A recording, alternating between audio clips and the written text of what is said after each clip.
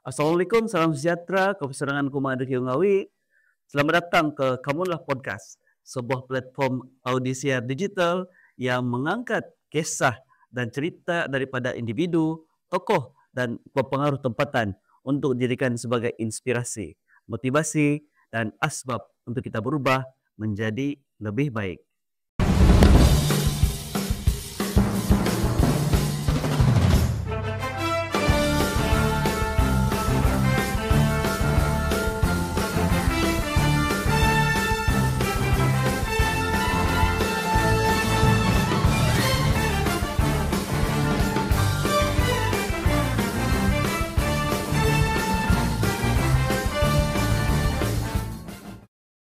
Masih bersama saya Azizul Julirin sebagai host Anda pada episod kali ini akan membawakan seorang tokoh yang tidak asing lagi di masyarakat negeri Sabah untuk kita dengarkan dan untuk kita cermati bersama-sama apakah yang telah membentuk beliau seperti pada hari ini dan apakah inspirasi dan lebih penting lagi cerita-cerita yang beliau akan kongsikan nanti pastinya akan kita jadikan sebagai halwa teringat untuk menjadi diri kita yang lebih baik daripada sebelumnya.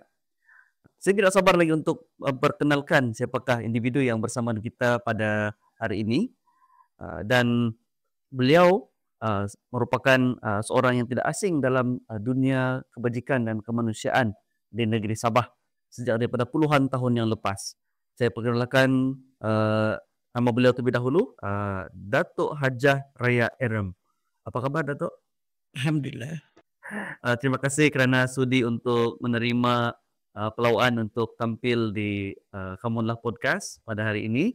Satu penghormatan kepada kami untuk merekod dan mendokumentasikan sesi perbualan dan juga temu bual kita pada hari ini. Izinkan saya untuk perkenalkan terlebih dahulu individu yang bersama-sama kita pada hari ini, yang berbahagia Datuk Hajah Raya Erem, lahir pada 20 April 1962, berasal daripada Kampung 10 Tuaran dan mendapat pendidikan di Universiti Sains Malaysia dalam bidang seni kreatif pada tahun 1983 dan menyambung pengajian jarak jauh di Pacific Southern University California, Amerika Syarikat dalam bidang teater, penulisan, seni reka cipta. Dan terusnya menyambung juga pengajian master di Amerika Syarikat dan kini masih lagi menyambung pengajian dalam peringkat PhD. Dan Datuk Raya menceburi bidang kemasyarakatan kebajikan dengan sangat aktif dan pernah menjadi yang dipertua Badan Amal dan Kebajikan Isteri Wakil-Wakil Rakyat Negeri Sabah atau BAKISA dan ahli kepada Badan Amal dan Kebajikan Tenaga Isteri-Isteri Menteri dan Perdana Menteri Malaysia Bakti. Dan Datuk Raya pernah memenangi anugerah Forbes Asia untuk filantropi dan altruism daripada 12 buah negara dan merupakan wanita pertama negara ini yang memecahkan tradisi dominasi dermawan lelaki. Dan ini diterima pada tahun 2008. Dan beliau berpegang pada prinsip Tuhan berikan kita rezeki untuk dikongsi bersama dan bukan hanya untuk kita sendiri, ya. Betul, Datuk? Ya. Dan beliau menumpukan Yayasan Kasih Suria, Kelab Kecergasan dan Pembangunan Warga Tua KOT, dan Kelab Kanak-Kanak Thalassemia, Kanak-Kanak Terbiar Juvana, menjadi penaung kepada rumah perantara, iaitu penjara dan kaunseling wanita yang bermasalah, Telikasih dan beberapa lagi persatuan NGO yang lain. Dan di samping itu, Datuk Raya juga merupakan seorang yang mempunyai jiwa seni yang sangat mendalam. Pernah memenangi pertandingan deklamasi sajak peringkat negeri Sabah, merupakan seorang penulis, merupakan seorang pelukis, menghasilkan antologi puisi dan cerpen. Dan minat beliau kepada seni adalah sesuatu yang sangat membentuk pemikiran, cara kerja dan juga falsafah hidup beliau, ya. Dan beliau menerima beberapa anugerah lain seperti Pingat Panglima Gemilang Darjah Kinabalu PGDK, selain daripada anugerah Forbes Asia tadi, anugerah Tokoh Sukarelawan Kebajikan Wanita Sabah dan banyak lagi, di samping menerima anugerah daripada negara lain seperti negara Indonesia. Jadi saya ingat tidak sempat untuk kita kongsikan semua anugerah pencapaian yang Datuk miliki, dan yang lebih penting lagi kita kita cuba untuk mendengar sendiri dan mengorek siapa Datuk Erem yang sebenarnya dan bagaimana perjalanan hidup beliau yang membentuk beliau seperti hari ini. Baik, tanpa buang masa, kita akan mendengar apakah yang membentuk Datuk Erem sejak daripada dulu hingga kini. Jadi Datuk mungkin boleh ceritakan sedikit latar belakang dan suasana ketika Datuk membesar. Silakan. Terima kasih Azul. Sebenarnya susah untuk kita mengkoreksi, maksudnya mencari idea macam mana kita mengubah masa lalu. Bagi saya itu adalah kenangan yang susah untuk saya padam dalam ingatan saya.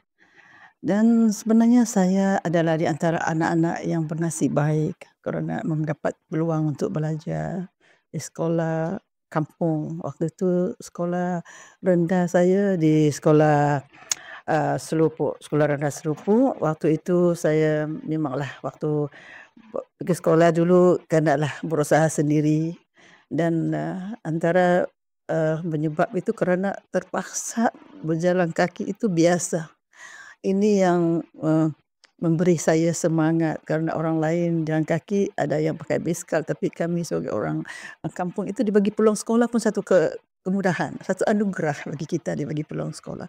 Dan waktu itu saya di antara anak-anak yang begitu bernasib baik. Sekolah tempat kami itu berdinding papan dan zinc dan lantainya adalah tanah liat, tanah biasa bukan simen ya. Dan ketika hujan turun kadang-kadang kambing-kambing akan berumah di sekolah itu dan mijak dan kursi kami terpaksa dicuci kerana dia punya kotoran digumpulkan di situ. Dan itu bukan satu masalah bagi kita. Kami tetap ke sekolah walaupun dalam keadaan sekolah kami itu tidaklah begitu hebat macam sekarang. Saya dan kawan-kawan saya pergi sekolah kadang-kadang dalam keadaan kaki ayam. Pergi ke sekolah terpaksalah kena benarkan pakai selipar jipun. Pada waktu hujan kita pakai selipar jipun lah. Kadang-kadang kaki ayam saja. Dan kasut yang kita bawa dari rumah itu terpaksa dipegang dan dekat sekolah baru cuci kaki dan pakai stokin dan kasut. Dan bukan yang sedih tapi satu cabaran yang memberikan saya semangat. Dan rumah kami tidaklah jauh daripada sekolah, maksud saya waktu sekolah rendah. Dan selepas beberapa tahun saya terpaksa berpindah ke sekolah menengah kerana mendapat keputusan yang baik dalam sekolah rendah dan terpaksalah berjalan kaki juga dalam masa 1 jam untuk ke sekolah, iaitu sekolah Singapura Badin. Saya berpeluang bersekolah lebih kurang setahun di sana dan di situ juga cabaran untuk berjalan kaki dalam masa 1 jam. Terpaksa berjalan kaki, naik jambatan dan dekat sungai terpaksa cuci kaki, pakai kasut baru pergi sekolah. Dan begitulah seterusnya. Selepas itu saya dapat peluang anugerah sekolah di Sabah College, Muka Sabah. Dan di sana saya terpaksa belajar tinggal dalam asrama. Asrama itu lebih kurang jalan kaki juga lah daripada sekolah. Dan cabaran di situ agak okey juga sebab saya terpaksa belajar disiplin yang ketat. Terpaksa berbaris untuk mendapatkan masa untuk mandi dan terpaksa bangun awal pagi. Bila kita dibagi duty untuk menyapu dom bilik asrama, kita terpaksa berebut-rebut cari penyapu. Dan waktu itu kita kena bangun awal dan pergi sekolah sama jugalah. Dan alhamdulillah lepas beberapa tahun saya dapat peluang sekolah lagi, pindah sekolah lagi tingkatan 4, tingkatan 5 di St. John Beaufort. Waktu itu saya dibawa oleh abang saya, abang sulung saya di sana. Dan bersekolah sana lebih kurang 2 tahun. Dalam masa yang sama saya dapat lagi peluang balik ke Kota Kinabalu dan bekerja sambil belajar. Saya belajar waktu siang menyambung pelajaran dan malam saya kerja part time waktu siang dan malam terpaksa ambil stenographer untuk mendapatkan sijil menulis dalam bahasa stenographer, maksudnya bahasa tulisan yang memendekkan ayat-ayat. Dan selepas beberapa tahun saya bercita-cita lagi untuk menyambung sekolah saya dapat tawaran untuk meneruskan pelajaran di University Sains Malaysia, Minden. Waktu itu saya dengan, tidak ada, beasiswa dan tidak ada sumbangan daripada, penaja-penaja, terpaksalah kumpul gaji dulu 2 tahun, paksa dapat duit, barulah bayar deposit untuk, yuran sekolah. Waktu itu bapa pun tidak ada duit, bapa cuma sebagai tukang kayu, tapi alhamdulillah walaupun bapa seorang tukang kayu, semangat bapa untuk saya masih saya ingat sampai sekarang. Nak, dia kata, "Kalau kita memandang langit, jangan lupa rumput di bumi." Masih itu, bapa saya adalah satu pendorong bagi saya untuk meneruskan pelajaran. Walaupun bapa saya sebagai tukang kayu, tetapi rumah papan kami adalah rumah pertama di dalam kampung. Rumah papan waktu tu hebatlah, di kampung tu kan. Walaupun tidak ada kursi, tidak ada sofa, tidak ada, peralatan yang, macam sekarang ni, saya bangga kerana bapa saya bagi peluang untuk saya belajar. Walaupun tidak ada dana, tidak ada belanja daripada bapa, tapi bapa sanggup menjual seekor kerbau jantan untuk membiayai saya sekolah. Dan saya kata, "Pak, suatu hari saya akan janji kalau saya senang, saya tidak akan lupa bapa ataupun orang-orang." Bapa suka menolong orang. Di rumah kami, saya waktu tu bapa saya kerja di, luar Badah, maksudnya di Kota Kinabalu, dan dia cuma pulang sebulan sekali untuk menghantar wang ataupun barang-barang makanan dan, maksudnya keperluan dapur.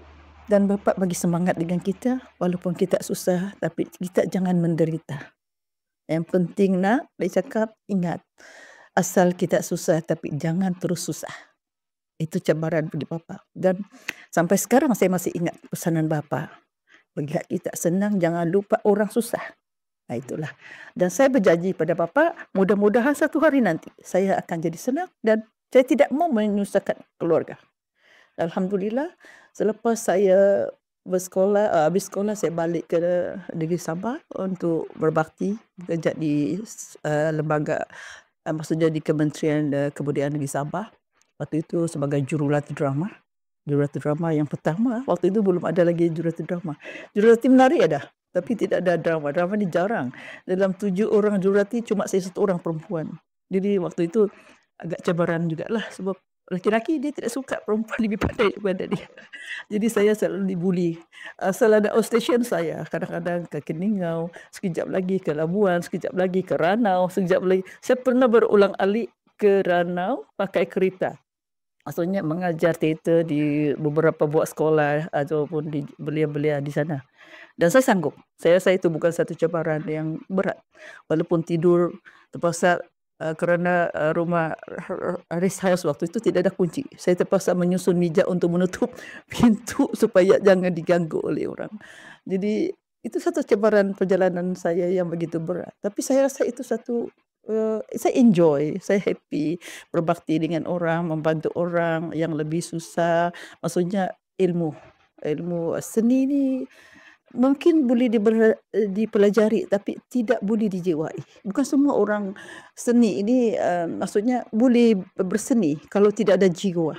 Dia mungkin berseni untuk lulus ataupun untuk pertandingan dia boleh menang, tapi lepas itu tenggelam.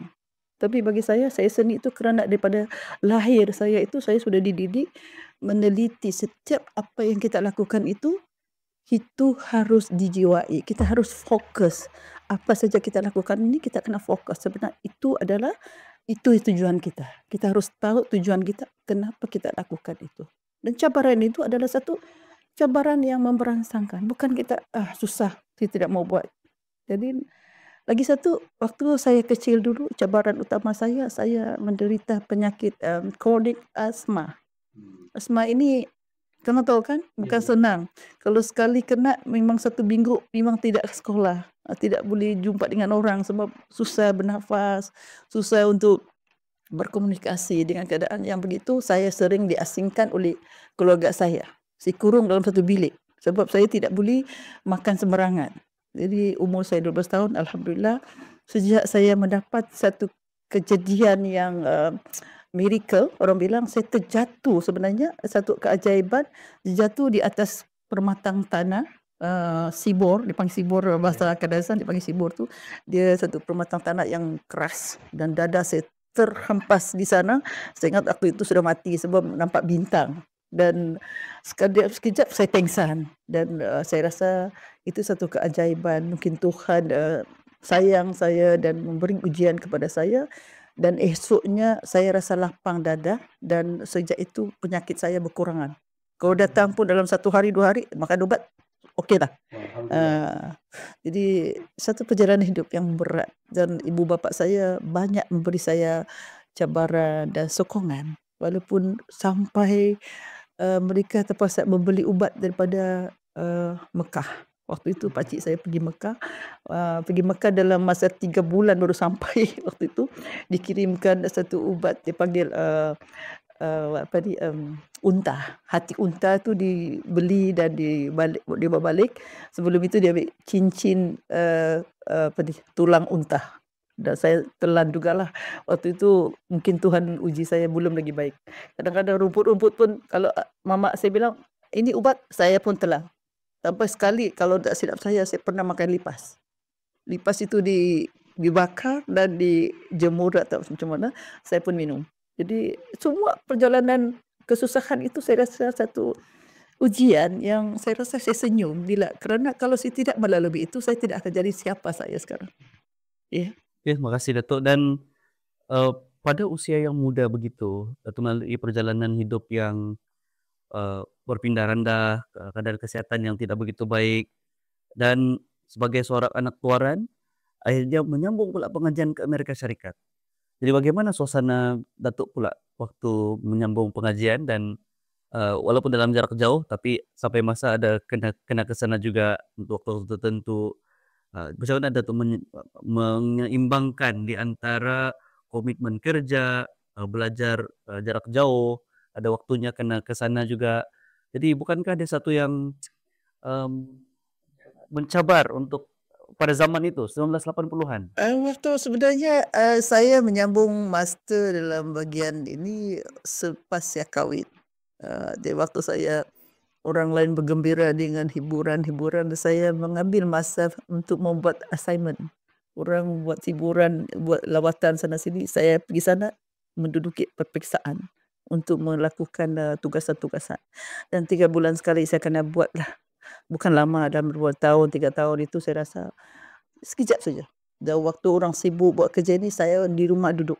Orang tidur, saya bangun tengah malam. Saya jarang tidur sampai pagi. Kadang-kadang tidur dalam 2 jam, bangun. Sekarang pun saya praktiskan setiap malam saya tidur awal. Pukul 9, pukul 10 saya sudah tidur. 12 pagi, tengah malam saya akan bangun sampai subuh kadang-kadang. Kadang-kadang tak tidur. Ini baru tidur tadi pukul sebelum subuh. Terus sekarang ni alhamdulillah lah masih lagi fresh. Dan terbiasa sudah.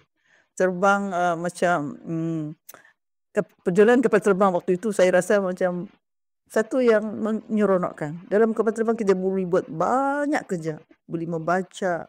Kadang-kadang kalau sini ke Amerika saya boleh buat 5 buah buku novel habis. Sampai sana, sudah sampai. Jadi begitu juga. Beli banyak-banyak buku. Hampir setengah daripada gaji saya tu saya beli buku. Orang sibuk makan, saya pun sibuk beli buku. Buku tu untuk apa? Untuk ilmu. Sebab minda kita ni perlukan ilmu. Karena ilmu ini kita dapat berbuat sesuatu yang orang bilang drastik. Orang tahu, tapi cakap saja. Sebenarnya saya tahu secara detail. So, samalah. Ada orang itu, dia tidak rasa penting. Tapi bagi saya itu, ilmu itu penting. Sebab ilmu lah boleh mengubah seseorang itu.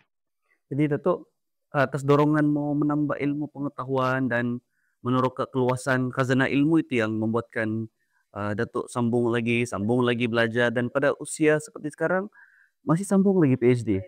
Masih lagi mengambil insyaAllah dalam kedoktoran bahagian public komunikasi. Sebab saya masih lagi gagal mungkin menguasai komunikasi. Apalagi kita perbandingan di Indonesia dengan Malaysia ini agak beza. Walaupun percakapan sama, tapi dia punya pengertian ada berbeza. Di situ saya mengambil peluang untuk belajar lebih detail.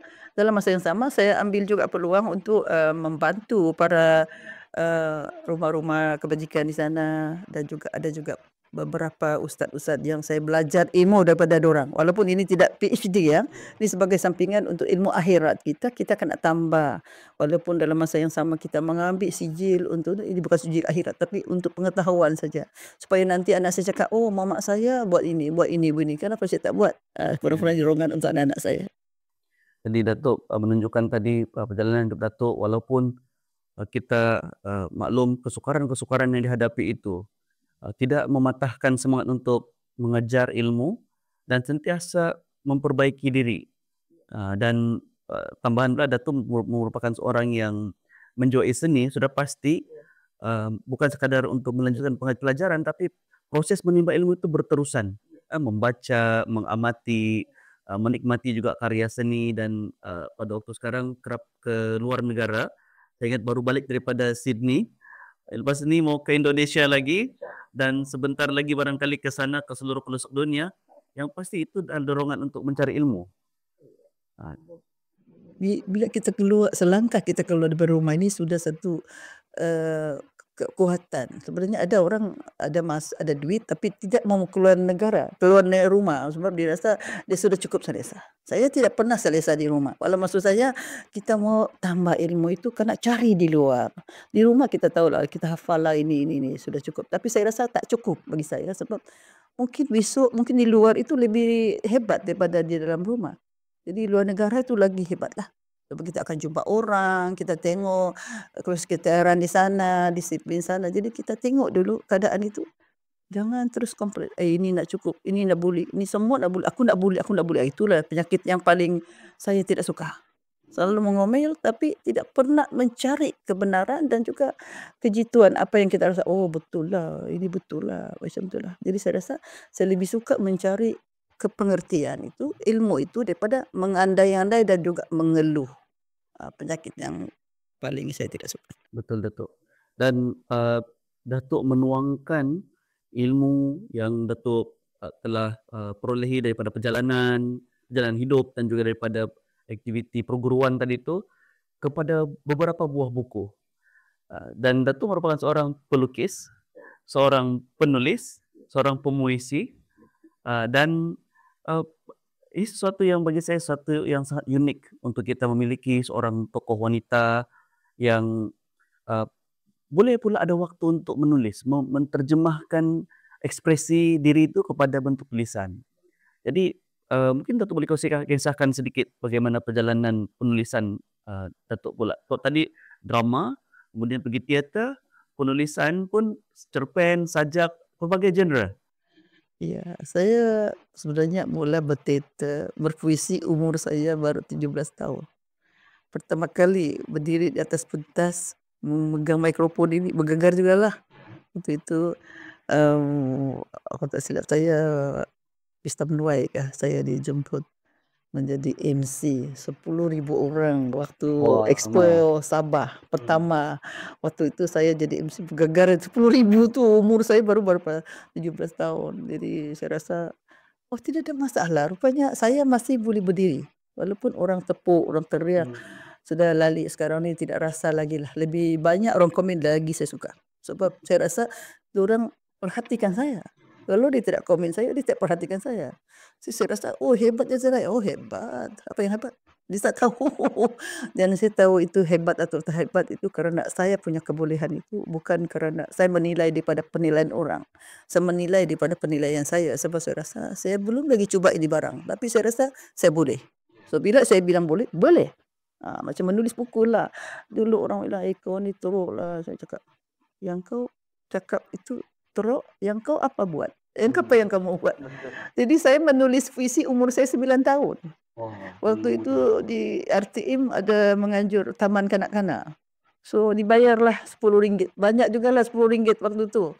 Bayangkanlah umur Raja 3 tu RM10. Saya rasa kalau sekarang 100 nilainya. Dan saya tiap-tiap minggu tidak pernah miss. Perancangan taman kanak-kanak dapatlah RM10. Minggu RM10. Dia kira RM10 tu bolehlah bikin baju waktu itu. Jadi saya punya pengandaian itu, saya tidak pernah give up. Saya tidak pernah putus asa.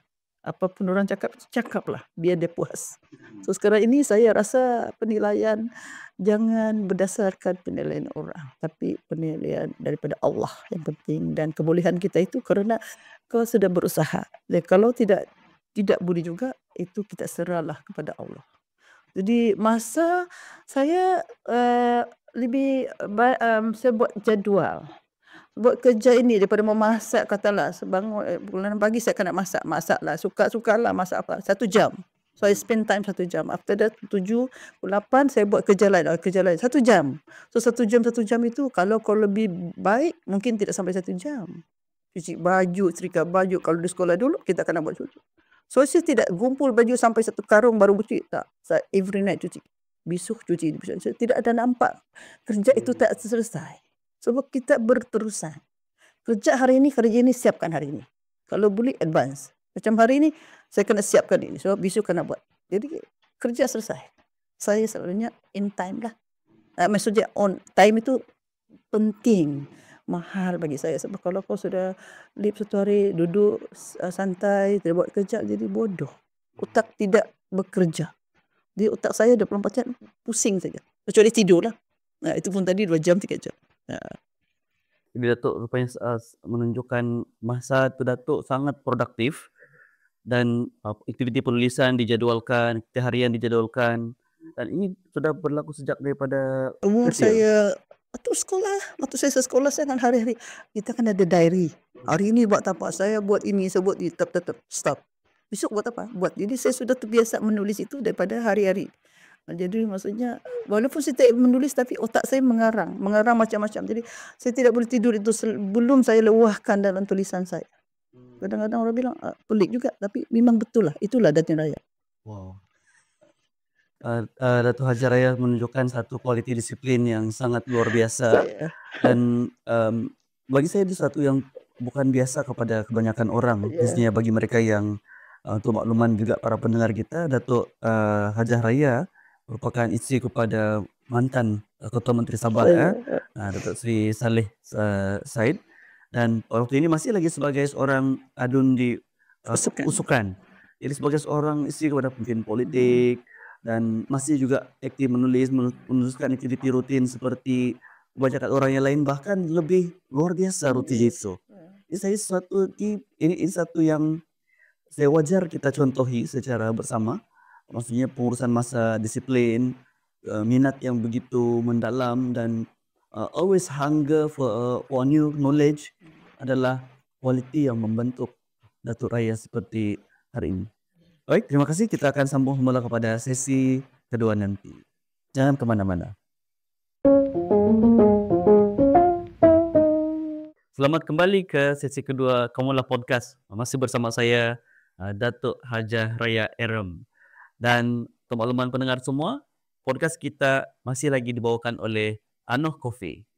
Baiklah, Datuk, kita sudah pergi kepada kita sudah sampai tadi ke sesi pengenalan, bagaimana Datuk membesar, suasana-suasana yang membentuk Datuk menjadi seperti hari ini.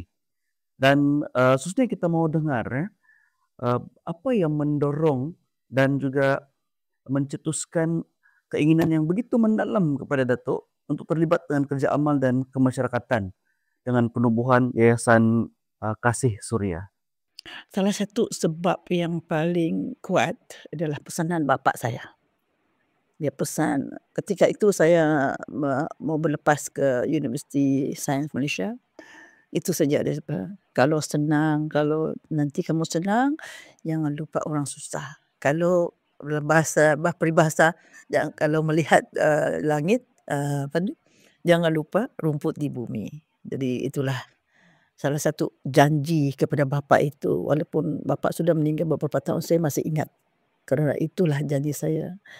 Bila bapa memelihara beberapa ramainya anak-anak angkat, saya rasa itu bukanlah orang susah. Tapi kerana dia mau berbakti dengan orang, dia tak kisahlah bangsa Cina ke, bangsa betulan driver, membantu membawa kereta dia. Dia ada kereta, tapi dia tak memandu. Dia suruh dia punya orang driver ni mengambil upah untuk cari duit. Maksudnya dulu dia ambil passenger lah. Jadi waktu Pirate. tu pirate dia. Jadi bapa saya ada kereta tapi dia tak pernah memandu. Dia jadikan kawan dia ni Asyong nama dia, sudah tua tapi kawan dia lah.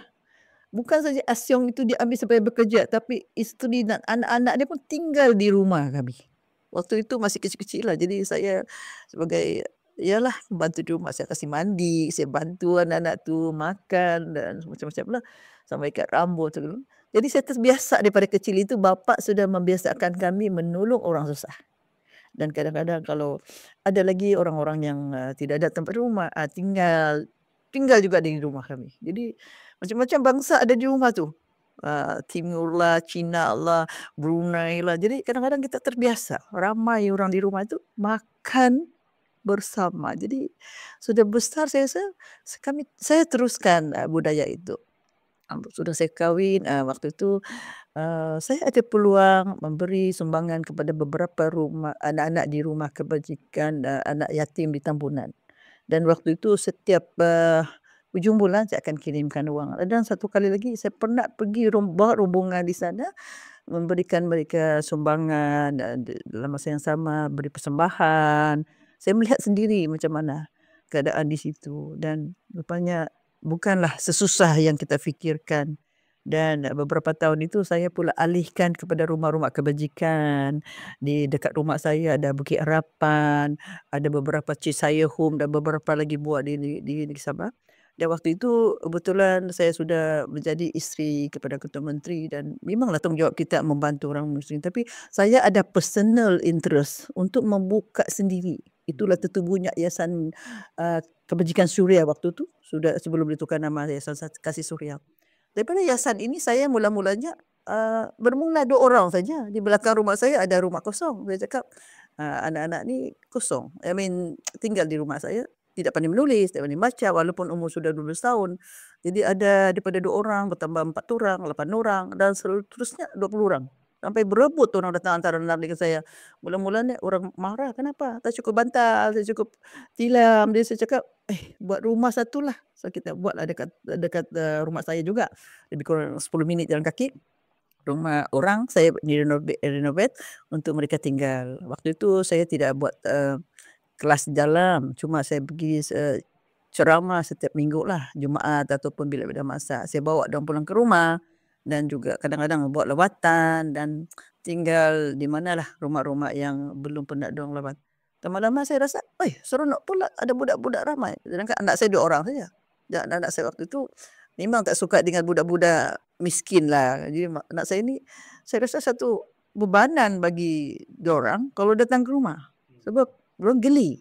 Jadi rupanya bila kita rasa anak kita buat begitu, kita pun marah. Kenapa anak-anak saya membezakan mereka orang besar, orang ada duit, orang miskin, kenapa macam begini. Jadi lama-lama saya terfikir, kenapa macam mana cara saya membiasakan anak saya dengan budak-budak ini. Dan waktu itu kebetulan bapa mentua saya TYT ya. Jadi seringlah kami tinggal di istana. Kamu tahu tinggal istana ni tinggal duduk makan saja. Tidak ada cuci piring, tidak ada menyapu. Jadi saya rasa anak-anak saya pun sudah terbiasa dengan keadaan begitu. Dan sejak itu saya bukan tidak pergi ke sana, tapi saya tidak mau mereka biasa hidup dalam keadaan senang. Saya bawa anak-anak ini duduk dengan budak-budak ini, lawatan ke sana, lawatan ke sini dan kadang-kadang ada buat berkemah di keliling rumah saya. Diorang akan bermain dengan budak-budak ni. Lama kelemahan tak sampai setahun 2 tahun, mereka pula yang mengajar saya. Mak, anak-anak ini sering dibelikan waktu itu anak saya hantar sekolah 2 orang tu sekolah di Perth waktu di sekolah menengah. Maksudnya secondary school saya hantar ke sana dan setiap kali saya melawat diorang saya akan bawa tangan. Apple lah, yang macam-macam lah. Mak, jangan lupa Siano. Jadi sebutlah nama-nama anak-anak tu. Dan setiap kali saya ke sana, mereka ingatkan, ini si Nasaria, ini si Sabia. Kalau macam nama lah, saya pun tidak ingat. Jadi anak-anak saya yang remind saya, jangan lupa bagi dia duit, bagi dia hari jadi kad lah segala macam. Jadi lama-lama saya membentuk anak saya dengan membentuk anak-anak ini membesar sama-sama. Sehingga besar nanti sudah mereka keluar dari universiti, mereka pula yang mengambil alih tugas saya. Maksud saya, sekarang ni saya sudah agak kurang-kurangkan sikit aktiviti dalam bagian maksudnya Itu keluar. mereka yang mengambil alih. Macam baru-baru ni kita mengadakan makan malam, mereka lah yang mengatur penyanyi, segala macam meja dan jualan tiket segala macam. Saya cuma datang duduk sebagai tetamu. Walaupun dalam masa yang sama geram jugalah, ini tidak ngam. Saya cakap, untuk sementara ni biarlah diorang buat salah. Jangan nanti saya tidak nampak diorang buat salah. Saya rasa buat kesilapan itu yang tidak sengajakan itu baik, supaya mereka nanti tahu apa yang mereka tidak yang diorang buat itu sebenarnya salah. Tapi kita jangan sebut itu salah. Itu adalah satu pembelajaran yang kita harus berikan mereka tekanan, buat lagi. Jadi saya rasa dorongan itu kerana pesanan bapa saya dan ingatkan saya dan anak-anak saya juga. Sebab saya tidak mau membentuk anak-anak ini dalam keadaan diorang ini senang. Jadi mau tidak mau saya terpaksa membawa diorang berhijrah daripada senang kepada kesederhanaan. Dan anak-anak ini pun sudah lagi saya didik. Sebelum ke luar negeri, ajar cuci kasut, ajar cuci baju, ajar susun barang segala macam. Dan anak-anak ini mengajar anak-anak angkat saya ni seperti mereka. Dan seperti saya mengajar mereka, begitulah cara mereka mengajar anak ini supaya berdikari. Daripada kecil diajar berdikari. Makan mesti cuci pinggan, cuci piring segala macam tu buat sendiri. Jadi semua kerja-kerja itu diorang buat bersama. Jadi saya tidak lagi bezakan kau anak siapa, kau anak siapa. Jadi anak-anak ini sebagai anak-anak angkat yang tidak berdaftar lah. Lebih daripada 1,000 orang anak-anak sudah keluar, ada yang sudah kahwin, ada yang sudah ada anak, dan ada juga yang jadi isteri orang-orang kena. Tapi saya tak mau sebutkan lah, sebab itu sudah sudah kenangan lama. Dan sudah terlepas tanggungjawab itu kan. Iya, saya. Dan sekarang ini saya alihkan kepada sekolah. Kita ada sekolah tahfiz agama Suria di Tuaran. Dan baru-baru ini baru saja kita mengadakan sukan dan nampaklah di situ keceriaan anak-anak. Tapi sudah berbisa, bukan lagi macam dulu menangis, hari-hari menangis. Sekarang ni tidak ada menangis lagi. Saya rasa itu satu kegembiraan bagi saya, satu dorongan untuk saya untuk membentuk anak-anak ini mencapai apa yang mereka mau. Tapi dalam masa yang sama kita sebagai ibu bapa juga ingatkan, sebab jangan biarkan anak-anak ini terlampau selesa. Bimbing diorang menjadi manusia yang berguna. Dalam masa yang sama jangan lupa asal usul kita daripada susah. Jadi Datuk menyediakan sebuah rumah perlindungan pada asalnya kepada golongan asnaf, baik dari segi baik anak-anak ataupun di kalangan ibu yang saya difahamkan mungkin didera, ada yang janda begitu. Dan bagi anak-anak ini, Datuk, adakah melihat diorang ni macam Datuk waktu membesar dulu yang serba-serbi kekurangan dan akhirnya Datuk rasa mau tolong diorang supaya diorang dapat kehidupan dan pendidikan yang lebih baik? Ya, sebenarnya memang saya melihat itu satu dorongan. Maksudnya nampak, tapi saya tidak nampak mereka seperti apa yang saya derita melalui. Sebab mereka ini susah kerana mereka tidak mau berusaha. Saya memang susah kerana memang saya lahir daripada keluarga yang susah. Bapa saya tukang kayu, mak saya tinggal rumah. Tapi bapa saya berjaya membimbing kami sebab bapa saya juga ada motivasi. Dan waktu itu rumah kami papan yang pertama itu dijadikan sekolah. Waktu itu tidak ada sekolah lagi. Jadi bapa saya cakap, ini sekolah rumah kita, tapi dalam masa yang sama orang-orang dewasa belajar di situ. Sampai itu mama saya pun sudah boleh baca. Boleh baca lah, maksud boleh menulis. Saya boleh saya nama dia. Dan antara yang mengajar itu adalah kakak saya. Waktu itu waktu itu sudah sekolah lah, tapi bukan sekolah orang dewasa. Jadi waktu itu bapa saya punya pengorbanan itu kerana mereka susah. Sekolah pun tidak ada, macam mana? Ini sekarang ni sekolah ada tapi orang tak mau sekolah. Memang sengaja dong memilih susah.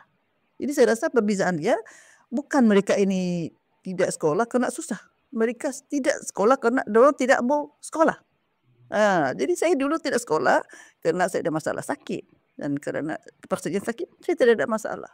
Tapi sekarang ni jangan bilang jalan kaki. Depan rumah itu sekolah pun tak mau sekolah. Itu attitude mungkin daripada keluarga sendiri yang tidak memberikan disiplin daripada awal. So anak-anak saya memang disiplin daripada awal. Maksud saya lahir saja anak ni kena sekolah A, ini B. So kau kena dapat ini, mencapaikan apa yang saya tidak kisah kau jadi lawyer kah, jadi yang penting disiplin di rumah itu penting untuk mereka bawa keluar rumah. Jadi maksudnya Datuk, selain daripada sekadar menyediakan sebuah rumah tumpangan atau rumah sementara lah untuk mereka ni dijaga kebajikan, okey, dibimbing dan sebagainya. Maksudnya terhindar daripada ancaman luar sebab dorang pun, ada sebahagian tu yang pasti memang ada yang susah kan, memang ada yang yatim dan sebagainya. Tapi apa yang saya boleh dapat tadi, Datuk menyediakan rumah ini, kebajikan ni sebagai tempat untuk swift dia punya mindset, supaya kamu jangan kekal begini. Di sini kamu dapat keceriaan, kamu dapat, serba sedikit bantuan dan kamu kena jadi lebih baik daripada diri kamu sekarang.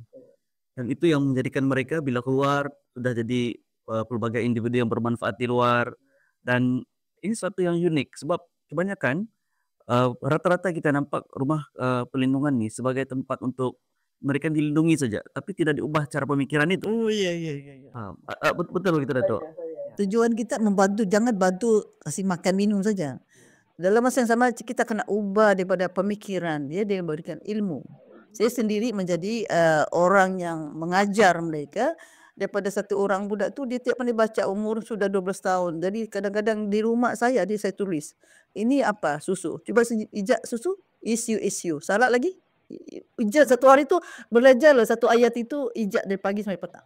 Sampai satu budak tu sekarang ni kalau tak silap saya, budak itu jadi salah satu pegawai syariah. Subhanallah. Jadi daripada bodoh tu jadi ini pandai. Jadi maksudnya satu lagi cara saya, kalau kita mau jadi pandai jangan berkawan dengan orang bodoh. Berkawan dengan orang pandai supaya kita jadi pandai. Walaupun tidak sepandai orang yang pandai. Sebab dengan cara ini kita boleh mengasah bakat kita untuk berani. Berani, confident itu adalah kunci untuk berjaya. Banyak orang pandai tapi bodoh. Bukan kerana bodoh, dia tidak berani meluahkan apa yang ada dalam diri dia sebab dia tidak yakin apa yang dia buat itu betul atau salah. Ya. Betul kan? Betul, setuju. So yang penting sekali anak ini diberi keyakinan diri. Kenalkan siapa diri ini, siapa diri dia. Aku anak orang miskin, saya pun orang miskin. Jiwa kau apa? Aku jadi bodoh. Memang pilihan kau jadi bodoh lah. Tapi saya rasa kau karena jadi pandai walaupun kita tidak sepandai orang yang ada degree. Ya kan? Jadi platform yang Datuk sediakan itu sebenarnya lebih jauh bernilai kerana mengubah mindset tu, mind swift kepada sesiapa yang pernah singgah ke sana. Dan adakah Datuk melihat seni dan juga jiwa seni Datuk itu diterjemahkan dalam yayasan ini serba sedikit membentuk cara mereka berfikir, seni itu sebagai alat perubahan barangkali? Seni dia banyak bentuk seni. Seni melukis gambar. Seni mengajar ini ada satu lagi cara dia. Seni mengajar ini jangan kita ajar ABC saja. Saya mengajar anak-anak ini memang ada yang bermasalah dibuang oleh mak dia, dijual, ada yang dijual kerana bapak dia keluar hilang judi. Maksudnya anak tu umur berapa dijual kepada orang ini. Lepas tu nenek dia antar pula dengan saya. Lepas itu ada juga masalah-masalah yang anak-anak ni dirogol dan macam-macam lah. Jadi ada juga yang didera. Jadi saya rasa saya tengok dia punya condition anak itu okey. Apa masalah kau ni? Saya dijual oleh bapak saya 2 kali. Contoh gitu kan. Okey, mari kita potong kayu. Kita potong kayu. Di asrama itu adalah kadang-kadang kami ajar mereka dia memasak. Macam mana kita memasak? Kita tidak ada api. Kita cari api, macam mana jadi api? Kita akan cari kayu. Ajar dia jadi susah. Bila dia rasa susah itu untuk menghasilkan contoh masak nasi lah. Masak nasi bukan dia terus nasi kan. Kita kena cari kayu, kita kena potong, kita kena bla bla bla. Lepas itu nak macam mana kita nasi? Sedap nasi dia kan? Okey. Macam mana kau masak tadi? Oh susah lah. So kita kasih dia confident. Macam mana nilai mencari ilmu itu bukan senang. Bagi saya, kau kena berusaha dulu. Baru kita cakap, oh tak boleh. Cakap dia tidak boleh kau, bukan orang lain. So bila kau cakap off kau punya otak, memang off lah.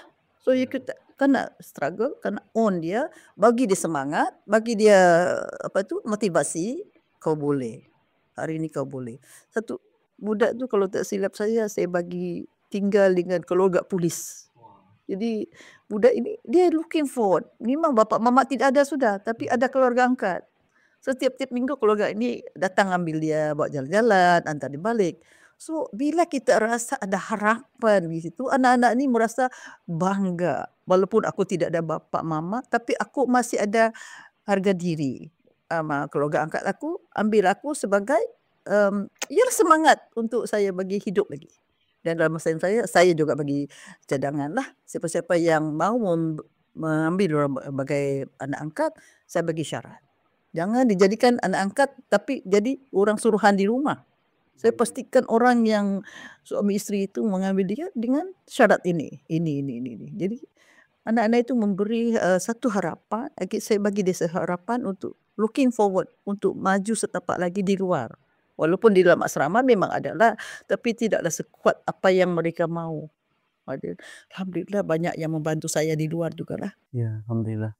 Dan itulah Datuk tadi sudah sebutkan, mereka daripada barangkali kalau mereka kekal dengan situasi hidup begitu, sama ada ibu bapa yang tidak mementingkan pelajaran, ataupun mereka yang mengalami nasib yang tidak begitu bertuah baik berbanding yang lain, kalau mereka kekal di sana mereka akan jadi nothing, tidak jadi bernilai untuk negeri, bahkan untuk masyarakat. Tapi Datuk memberikan satu ruang, platform mereka mengubah cara mereka berpikir, keyakinan diri, dan mereka jadi berani untuk berubah.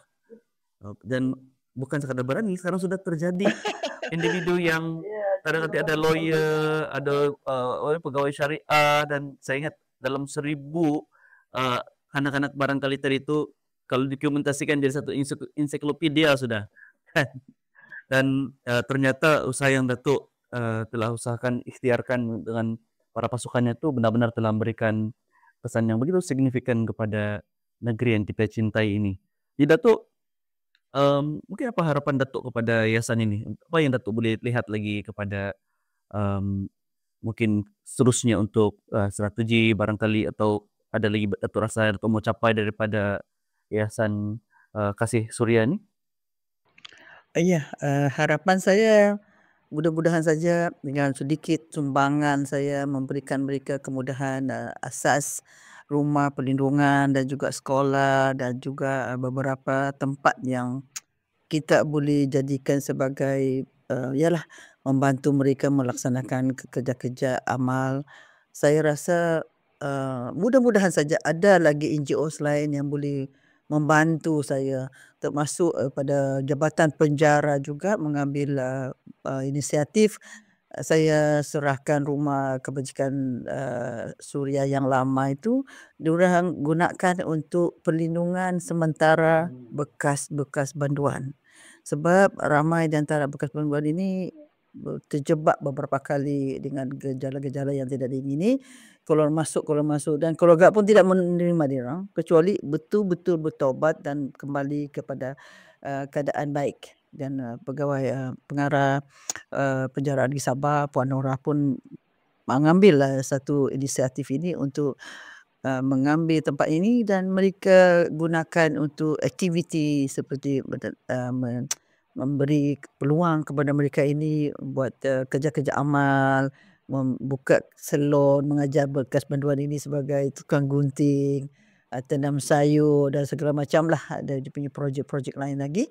Dan mudah-mudahan saja ini tidak akan terbengkalai setengah jalan. Jadi saya rasa itu satu yang boleh memberikan motivasi kepada saya. Mudah-mudahan saja tidak akan sia-sia lah.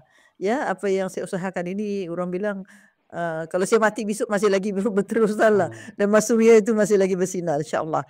Dan cita-cita saya lagi, kalau boleh lagi lah, saya akan menambah baikkan lagi beberapa persekitaran, sekolah agama saya akan dikembangkan. Dan baru saja kami melaksanakan extension bilik darjah, spend lebih kurang 1,5 juta. Itulah terpaksa menulis buku untuk cari dana, bukan saja sembarangan ya. Semua cari duit ini bukan gampang. Kalau orang cari duit untuk tengok wayang atau pergi tengok overseas senang, tapi kalau nak cari untuk kebajikan ni, diorang tidak nampak hasil itu sekarang. Tapi saya rasa dengan membantu orang-orang susah ini, nanti saham akhirat kita akan bertambah baik, dan kita tidak akan rasa sunyi dan tidak akan rugi, sebab semua orang-orang baik akan datang kepada kita. Kalau kita buat baik, orang bilang kembalinya kepada kita. Jadi yang penting saya akan tidur dan lena dengan ketenangan itu insya-Allah. Subhanallah, itu satu yang sangat inspirasi walaupun yang sekarang ini sudah cukup menginspirasi.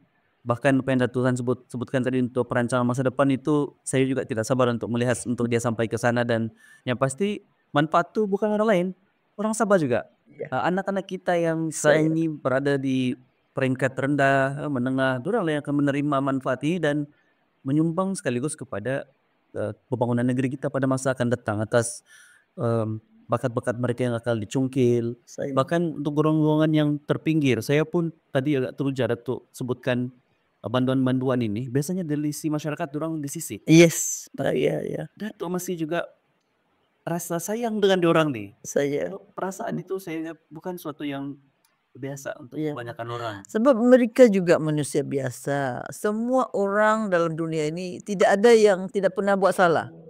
Jadi mereka juga mungkin tersilap langkah dan mudah-mudahan saja dengan kesilapan ini memberikan mereka impak untuk terus berubah. Dan dalam masa yang sama kita bagi motivasi dan juga kerja-kerja yang boleh membimbing mereka dan bagi peluang lagi sekali. Sebab dalam dunia ini tidak ada tidak ada bumi yang tidak ditimpa hujan. Betul ya? Jadi saya rasa peluang ini baik untuk kita bagi dia orang yang betul-betul mau berubah dan kalaupun orang yang tidak berubah itu pilihan dorang sendiri.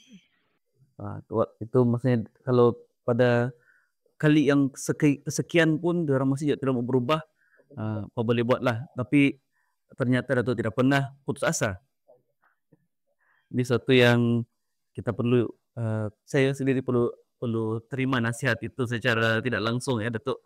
Baik, nanti kita mungkin sampai kepada penghujung sesi podcast kita pada hari ini. Jadi kita mau dengar apa harapan Datuk kepada generasi muda di luar sana yang sekarang ini terlalu banyak cabaran yang datang daripada pelbagai segi, baik dari segi cabaran kesenangan, cabaran teknologi, cabaran pemikiran yang kadang-kadang orang susah untuk memilih dan tidak tahu macam mana cara untuk mengatasi cabaran-cabaran dan menguruskan masalah dan sehingga kan sekarang macam baru-baru ni kita dimaklumkan untuk hari pertama SPM dijalankan untuk kertas bahasa Melayu. 10,000 orang pelajar tidak hadir. Jadi cabaran-cabaran ini suatu yang saya ingat dia akan ada lagi cabaran-cabaran baru akan datang dan mungkin ada satu atau beberapa nasihat yang boleh kita kongsikan kepada para pendengar khususnya di kalangan generasi muda pada masa kini. Terima kasih ya. Cukup menyedihkan lah bila dengar 10,000 orang tu bukan sedikit ya. Sebenarnya seperti yang saya katakan tadi, hidup ini adalah pilihan. Dan kerana ibu bapa telah dipilih untuk melahirkan kita, ibu bapa juga tidak ada pilihan. Kita kena balik kepada pangkal tadi. Seperti yang saya didik anak saya memang kuat disiplin. Jangan bilang dia lahir. Sebelum dia lahir pun saya sudah disiplin. Apa yang saya makan, apa yang tak boleh makan, segala macam lah. Jadi daripada perut itu anak sudah disiplin. Oh nak time makan apa, jadual apa. Sampailah anak itu sampai sekolah pun saya atur berapa ringgit. Umur dia berapa? RM2 saja pergi sekolah. So bila naik di universiti, saya cuma fix $200 per month. You boleh keluarkan duit daripada account. Walaupun kad itu dia boleh pakai. Saya bilang, no. Kecuali kalau emergency boleh naikkanlah. Dan alhamdulillah anak-anak saya ni patuh dengan disiplin. Jadi disiplin itu adalah daripada ibu bapa dan juga kawan-kawan. Dan kita kena belajarlah berkawan dengan kawan-kawan dorang dan disiplinkan siapa nama anak ni, siapa nama kawan dia ni, apa tugas dia segala macam lah. Jadi kalau boleh, ini kata boleh kawan, ini kau tidak berkawan. Jadi anak-anak saya pun takut berkawan. Kenapa? Mak saya tidak suruh kawan dengan kau. Kenapa? Oh mak saya mau begini. Jadi adalah satu peranan ibu bapa penting untuk mengubah anak itu adalah hasil daripada didikan ibu bapa daripada kecil. Dan walaupun sekarang ini kita banyak kemudahan macam ini sebenarnya itu pun kena disiplin daripada ibu bapa juga dan kawan-kawan juga. Sebab kadang-kadang di rumah dia disiplin tapi di luar kawan-kawan lebih banyak. Dan kita kena berani berdepan dengan kawan-kawan anak-anak itu, siapa anak-anak punya kawan. Dan itu penting. Dan juga sekarang ni Oleh kerana kita mau shortcut, mau anak kita cepat diam, dibagilah handphone ini. Betul, Itu gadget. satu gejala jenayah yang kita maksudnya membunuh masa depan anak-anak kita. Walaupun itu penting, tapi waktu kita sekarang ni, kalau dulu 18 tahun, tapi ada juga yang dia pada tipu umur dia. Facebook dia baru darjah 2 dia bilang 18 tahun. Jadi itu salah siapa? Ibu bapa kan? Dia sanggup berhutang untuk reload dia punya telefon. Kenapa? Sebenarnya itu adalah kesilapan daripada ibu bapa. Dan sekarang ini banyak ibu bapa itu malas untuk menjadi ibu bapa. Kenapa jadi ibu bapa kalau malas? Kalau tidak mau, tidak tahu tanggungjawab. Ibu bapa kena belajar jadi ibu bapa yang benar. Supaya generasi akan datang ini akan menjadi manusia yang kita harapkan. Semua ini adalah kegagalan ibu bapa kita mendisiplinkan diri anak kita. Kita tidak mau kalah dengan orang lain. Kawan ada telefon, saya pun mau telefon. Jadi saya rasa tidak boleh, sebab saya rasa ini belum masanya. Dan anak-anak saya pun saya disiplinkan, tidak boleh beli kereta selagi engkau tak lulus, tak masuk universiti. So anak saya waktu masuk universiti baru deposit kereta, itu pun second hand. Saya cakap tidak boleh kereta baik. Kenapa? Saya cakap belajar juga susah. Jadi anak saya beli kereta dalam masa masuk universiti ya. Menempa tiket masuk universiti baru dapat kereta. Itu pun Yuska. Itu disiplin penting lah. Jangan ajar anak-anak ini terlampau mudah untuk jadi senang. Untuk ikut kawan lah. Jadi saya ibu bapa akan belajar menjadi ibu bapa yang bertanggungjawab untuk masa depan anak-anak mereka. Walaupun sebenarnya Datuk lebih dan jauh lebih mampu. Masya Allah. Kalau boleh kena beli yang paling canggih pun boleh saya cakap ini akan merosakkan anak-anak. Sebab ini contoh lah anak kawan dia itu beli BMW baru masuk belum masuk universiti ya. Tapi akhirnya dia tapalah BMW itu pulang kerana dia gagal masuk universiti. Jadi ini ceritanya ibu bapa ini terlalu kaya dengan kemewahan tapi kosong dalam pemikiran untuk membentuk masa depan anak-anak itu. Betul. Ya. Jadi dia leka dengan kemewahan. Akhirnya dia tidak melihat kepada dia perlu berusaha lebih lagi daripada itu untuk dia capai sesuatu yang lebih baik pada masa depan. Dia sudah dapat semua. Iya. Jadi ini satu yang bagi dia merisaukan. Bapak dia ada duit, buat apa saya mau berusaha? Bagi saya nak itu duit bapa mama, bukan duit engkau.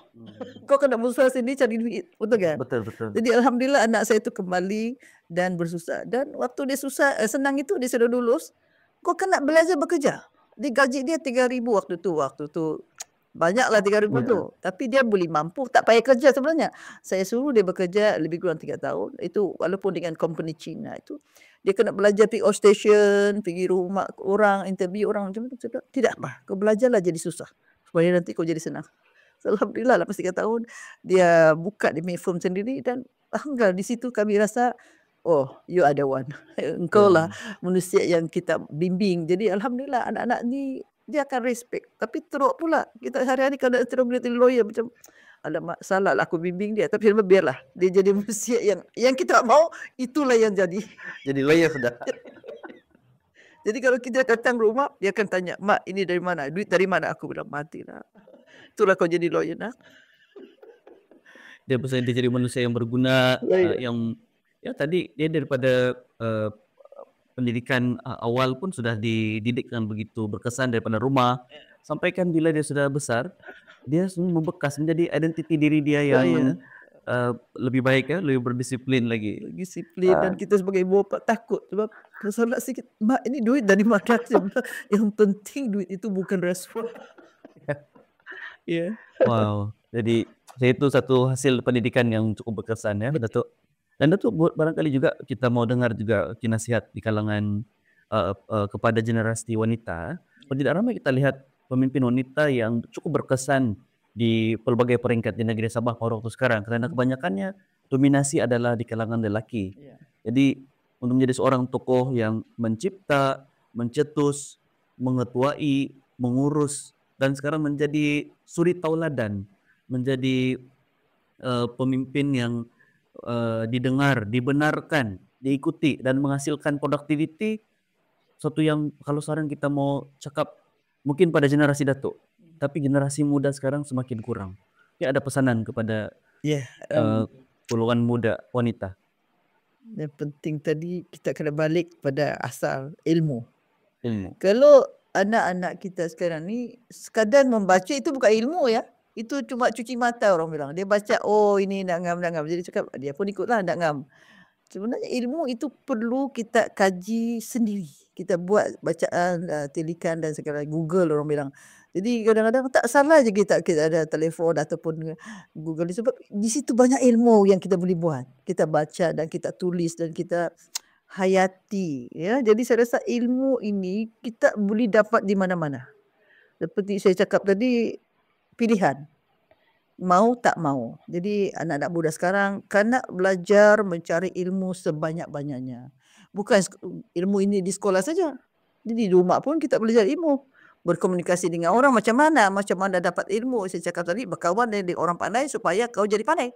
Jadi sekarang anak-anak muda ini lebih tergantung kepada kemalasan. Jadi kemalasan itu dah racun yang paling jahat ya untuk membunuh kita punya kepandaian. So saya rasa ilmu is very important lah. Penting untuk kita mendidik diri kita, disiplin daripada awal. Okey, satu hari bacalah buku walaupun 20 minit. Buatlah ilmu, carilah ilmu ini. Jadi 20 minit itu bukan banyak. Ya, 20 minit itu akan jadi 20 jam. Dan hidup kita sudah berapa tahun. Jadi ilmu yang kita baca itu kemarin, kita curahkan dengan orang lain pula. Tak rugi pun. Jadi saya rasa penting untuk mereka ini belajar sesuatu yang jangan berhenti belajar. Macam sekarang ni belajar juga macam mana belajar komunikasi, macam mana berkomunikasi dengan keluarga, dengan anak-anak, dengan orang luar, dengan orang besar, ya, dengan VIP, dengan duli-duli di segala sultan, kena belajar. Kalau tidak tak akan dapat nilai apa yang kita ada sekarang. Baik. Ya. Terima kasih Datuk. Kita sudah sampai kepada penghujung sesi podcast kita pada hari ini. Kita sudah bersiaran selama lebih daripada sejam. Tidak terasa. Dan sebenarnya saya rasa tidak puas lagi untuk mendengar. Dan pasti lepas sesi podcast ini, perbincangan dan cerita itu akan tetap berjalan lagi. Tapi untuk sesi pertama podcast, saya ingat barangkali kalau kita boleh cetuskan lagi sesi yang kedua barangkali pada akan datang yang lebih khusus kepada aktiviti yang dijalankan ini, saya ingat pun benda yang possible juga. Terima kasih Datuk Hajah Raya Erom atas waktu dan masa yang diberikan. Kesibukan sana sini, lepas ni mau keluar negara lagi, kami sempat menyelinap sedikit pada waktu ini, satu yang kami sangat syukuri. Dan terima kasih juga kepada Datuk Amisa Yassin yang mencadangkan untuk kita menemubual dan mengorek serba sedikit khazanah ilmu, pengalaman yang dimiliki oleh Datuk Hajah. Mudah-mudahan kita doakan inisiatif ini berterusan dan kepada di luar sana yang mungkin boleh menyumbang ataupun boleh mengikuti perkembangan Yayasan Kasih Suria, boleh ikuti daripada mana platform apa? Kita ada apa ni YouTube Yayasan Kasih Suria.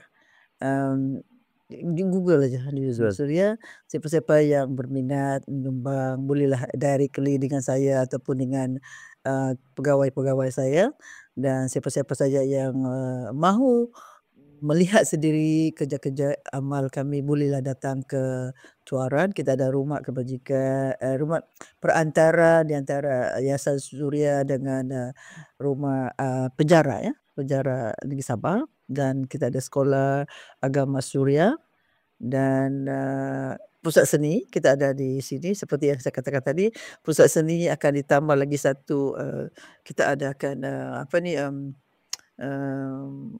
rumah apa ni galeri ya, minta maaf, galeri Tun Said Kura, insya-Allah dalam proses untuk mengubah suai. Mudah-mudahan inilah cita-cita saya akan boleh terwujud sebelum saya menutup mata. Dan di samping itu saya akan terus menulis. Walaupun tulisan saya itu tidak dibaca orang, tapi saya cukup orang faham siapa saya. Itu saja. Terima kasih. Okey, baik, terima kasih. Jadi kita akan kongsikan dia punya pautan-pautan nanti di mana dihubungi. Untuk orang-orang muda yang mau jadi sukarelawan, boleh pergi ke tempat-tempat yang nyatakan tadi.